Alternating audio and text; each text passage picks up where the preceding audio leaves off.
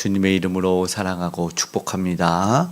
오늘 함께 읽은 호세아서 13장의 내용을 통해서 무엇이 우리 안에 저장되었는지를 살펴보기를 원합니다. 오늘 말씀 속에서 보면은 12절에는 죄가 저장되었나니 이렇게 말씀을 하고 있습니다. 부디 우리는 죄가 아니라 은혜와 사랑과 주의 생명의 말씀이 저장되기를 간절히 원합니다. 오늘 여전히 이 호세아서 13장을 보는데 이제 14장으로 가면 이 소선지서의 첫 번째 호세아서는 마무리가 됩니다. 14장에는 돌아오라라는 메시지를 남기고 또 이후에 그들이 그러지 못했을 때 심판이 임하는 것이 예언됨으로 마치게 되는데, 오늘도 이 에브라임인 북이스라엘에 대해서 특별히 예언이 되고 있는데 그들이 처음에는 굉장했던 민족이었어요. 지파였어요. 10지파가 새로운 나라를 형성했을 때 그들이 말하면 사람들이 떨었다고 말합니다. 13절에 그들의 위엄이 그들의 대단했습니다. 의인화해서 말을 하고 있는 거죠. 그런데 그들이 뭐가 말하냐면 자기를 높이고 범죄함으로 망하였다. 이것이 뭡니까? 사람들은 그를 우러러 존경하고 보았는데도 불구하고 그들은 교만했다는 뜻이죠. 그들의 교만은 결국 그들에게 패망을 가져왔다라는 것을 보여주고 있습니다. 그래서 말하는 것이 그들이 정말 잘 되었는데 우상을 만들고 2절에는 송아지에게 입맞추라 이렇게 했다는 겁니다. 오히려 죄를 더 앞서서 행했다라는 것입니다. 오늘 호세아서를 보면서 우리가 생각하면서 해야 되는 것이 가중될 수 있다. 그리고 어리석음은 끝이 없구나. 존경함과 칭찬을 받을 때 교만하지 않기를 우리가 경각심으로 깨달아야 될 것 같습니다. 3절의 결과를 보면은 비유가 나오네요. 4가지.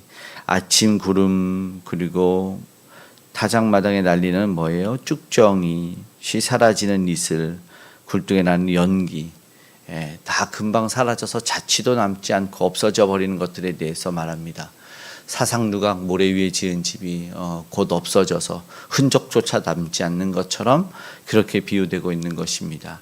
4절에는 그들을 어떠한 과거였는지를 얘기하는데 4절에 그러나 애굽 땅에 있을 때부터 나는 내 하나님 여호와라 이렇게 말합니다. 다른 신이 없었다. 저들은 기억해야 될 거 있었죠.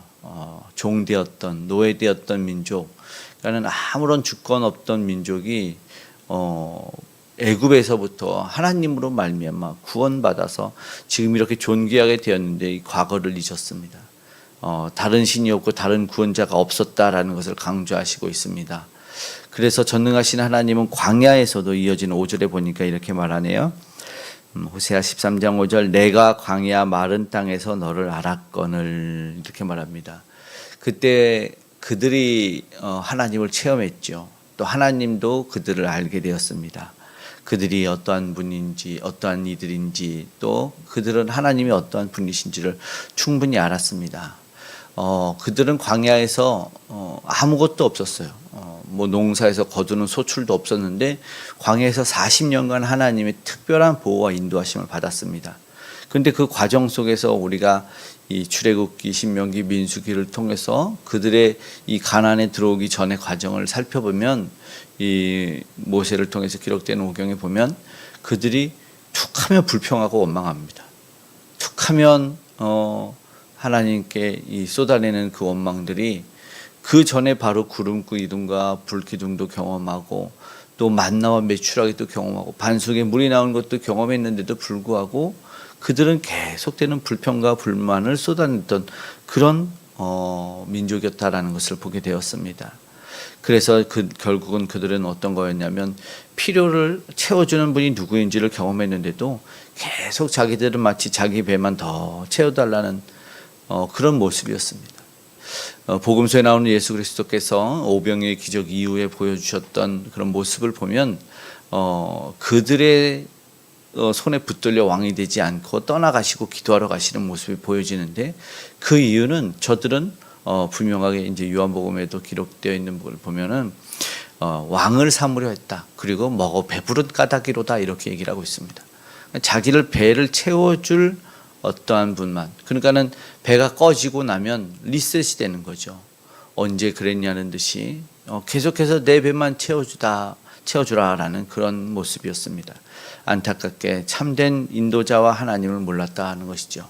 그들을 구원해 주신 분을 잊어버린 안타까운 모습이 있었습니다. 결국 자기의 배를 채우기 위해서 아무 신이나 괜찮다. 내 배만 채워주면 괜찮다. 그들이 찾았던 것이 우상이라는 것입니다. 줄이면 바로 원망하고 불평했던 그런 모습들, 하나님의 은혜 구원해 주신 분은 잊어버리고 마는 것이 저들의 모습입니다. 오늘날 우리도 그렇지 않습니까? 조금만 힘들고 조금만 어려움이 생겨도 불평이 쏟아져 나오고 내가 조금만 쓴소리를 듣고 하나님의 징계를 들어도 똑같은 세상 사람들에겐 독서를 내뿜기도 하고 그런 모습들이 우리에게 있지 않는가. 기존에 잊었던 그전에 받았던 은혜를 우리는 조금 더 기억하기를 원합니다. 이스라엘 백성들은 그렇게 모든 은혜를 잊어버렸던 것 같았습니다. 그러면서 나를 죽여라, 배째라 이런 모습들이 참 안타깝죠. 그런데 이게 오늘 이 에브라임에 대한 모습이 사실 남 얘기 같은 게 아니다라는 것이죠. 6절의 말씀 그렇게 보내요. 내가 배불렀다라고 말하면서 마음이 교만하여 이로 말미암아 나를 잊었느니라. 이해되지 않는 아이러니죠. 배부르면 더 감사하고 더 기억할 줄 알았는데 오히려 하나님을 잊었다라는 안타까운 하나님의 메시지가 있습니다. 우리는 어떻게 하면 하나님의 은혜를 잊지 않고 살아갈까? 오늘도 우리의 과제인 것 같습니다. 어떻게 하면 날마다 하나님의 은혜에 감사하고 그 은혜에 보답하는 삶을 하루하루 살아갈 수 있을까? 이것이 현대 우리 믿음의 사람들의 과제요 기도 제목인 것 같습니다. 끊이지 않는 우리의 밀려오는 죄로 하나님의 교제가 끊어지지 않고 그 은혜와 사랑을 날마다 기억할 수 있고 무엇보다 말씀이 저장되는 은혜가 저장되는 삶이 되기를 간절히 소망합니다. 그런데 말씀드린 것처럼 그들에게 무엇이 저장되었는지 이제 7절부터 이야기가 되어지고 있습니다. 왜냐하면 이제 심판이 임하게 되는데 심판은 결과물입니다. 하나님이 갑자기 저들을 징계하시겠다는 것이 아니라 그들이 쌓아놓은 것 때문에 이제 나타나는 것이다고 이제 하나님이 대적이 된다. 9절 말씀에 보면 이렇게 말합니다. 너를 도와주는 나를 대적함이니라. 그 결과는 패망. 하나님밖에 없었어요. 그런데 그 하나님을 등진 결과는 당연히 안타까운 결과를 가져오는 것이었는데 저들이 하나님을 버렸기 때문에 돌아오는 패망은 당연한 것이었습니다. 그 고난으로 아파하지만 그것이 죄의 결과일 때가 우리가 있지 않습니까? 스스로 만들어낸 것이죠. 하나님이 뭐라고 말씀하냐면 짐승들이 와서 7절에 사자, 표범 그리고 새끼 잃은 곰같이 저들에게 잔인한 모습으로 묘사를 하고 있는 것을 보게 됩니다. 참극이죠. 이렇게 비유되는 안타까운 모습이 우리는 현실로 나타나지 않기를 기도할 뿐입니다. 네, 10절에서 말합니다. 너의 왕이 어디 있느냐. 이 모습을 10절의 모습을 보면 저들이 왕을 구했죠. 11절에도 보니까 내가 분노함으로 내 왕을 주고 진노함으로 패하였노라. 처음에 저들이 왕이 없던 시대, 이 사사기 시대에 사무엘 선지자에게 마지막 사사였던 사무엘 선지자에게 왕을 구하죠. 그때 사무엘이 마음 아파했더니 하나님이 사무엘에게 그런 말하죠. 백성들이 왕을 구한 것은 너를 버림이 아니라 나를 버림이다 라는 말씀을 하죠. 얼마나 하나님의 마음 아픔이 느껴지는지 우리는 알고 있습니다. 저 백성들이 세상 왕을 똑같이 찾음으로 말미암아 내 욕심과 내 욕망을 채우고 이방에 있는 왕들처럼 자기들을 지켜줄 거라고 말하면서 하나님을 정작 구원하신 하나님을 잊어버린 것이죠. 나를 버렸노라 라는 마음이 아프죠. 하나님이 왕을 허락하신 이유는 무엇일까요? 하나님 왕을 통해서 저들도 연약한 왕이다. 오히려 너희들이 구한 그 왕 때문에 너희도 패망할 거다라는 것을 보여주죠. 그러면 저 백성과 오늘 우리가 깨달아야 되는 것이 무엇이냐면 우리의 진짜 왕, 우리를 보호하시며 우리의 참된 재판장이 되시며 우리를 선하게 인도하실 분은 오직 우리 주님뿐이구나 라는 것을 깨달아 알기를 바라셨다는 것이죠. 이것이 궁극적으로 저들에게 허용하신 이야기가 아닐까. 참 안타까운 모습이 그런 것이죠.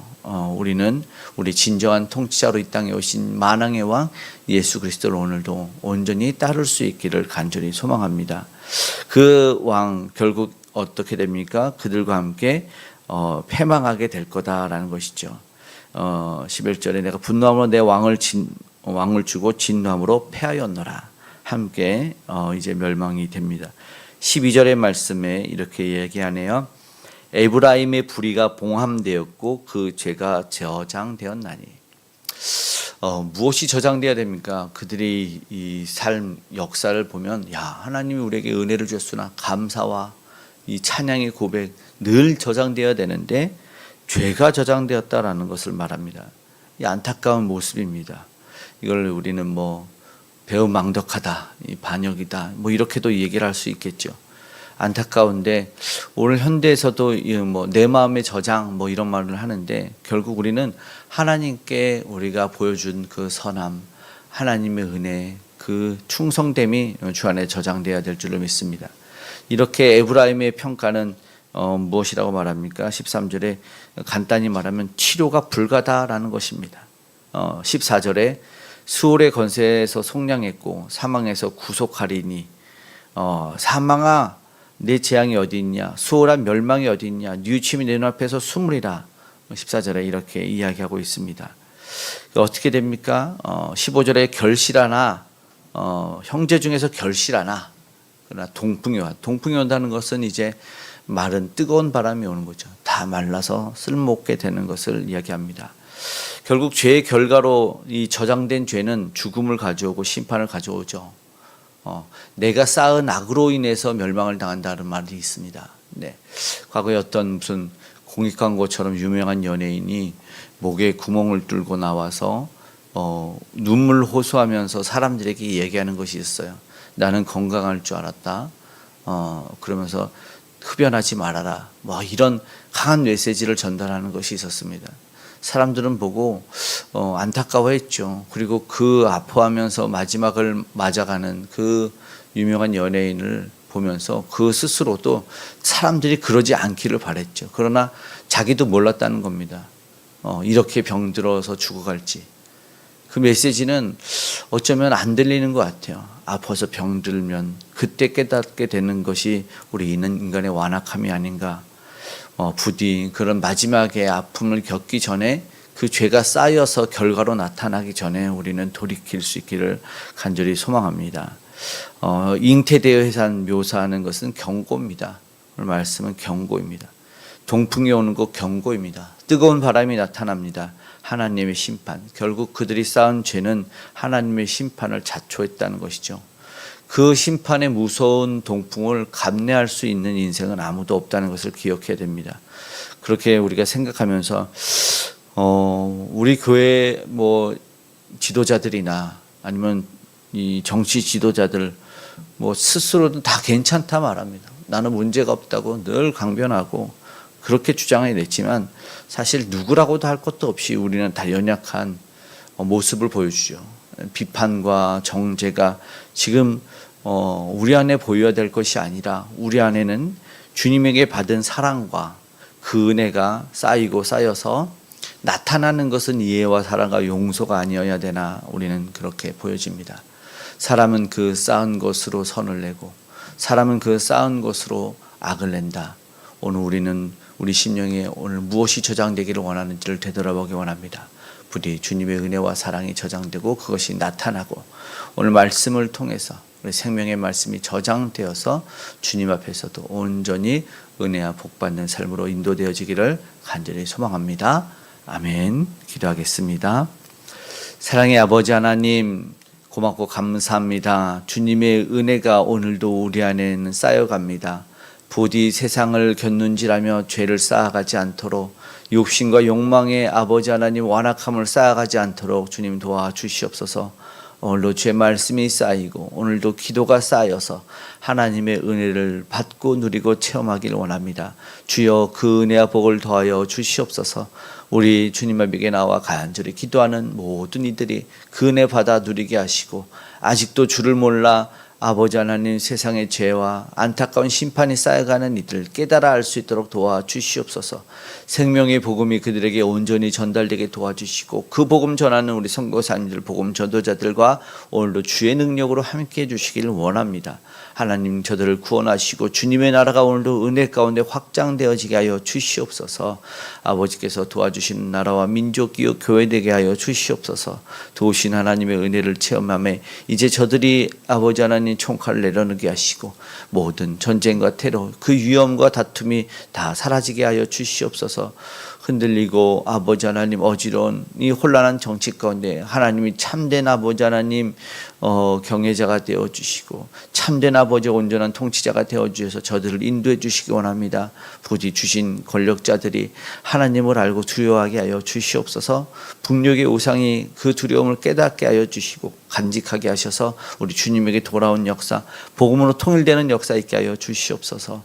하나님 간절히 소망합니다. 특별히 우리 이 다음 세대가 아버지 온전히 주님만을 섬기는 세대가 되기를 원합니다. 세상의 가치관에 아버지 하나님 잘못 휩쓸리지 않도록 붙들어 주시고 온전히 주를 찾고 예배하고 경외하는 자들 다 되게 하여 주시옵소서. 오늘 우리 모든 기도의 간구에 응답하심에 건강 더하시고 아버지 하나님 주 해외에서 근무하는 이들은 안전으로 지켜주시고 또 귀한 복중에 태도 허락하시고 오늘의 만남의 복과 관계의 복과 물질의 복과 건강의 복 다 덧입혀 주시옵고 가정의 평안과 외로움이 없게 하시고 특별히 산업 현장 일터에서 주님이 지켜주심과 동행하심을 경험케 하여 주시옵소서. 오늘 모든 관계에 응답하시는 주님께 감사드리며 고마우신 예수님의 이름으로 기도드리옵나이다. 아멘.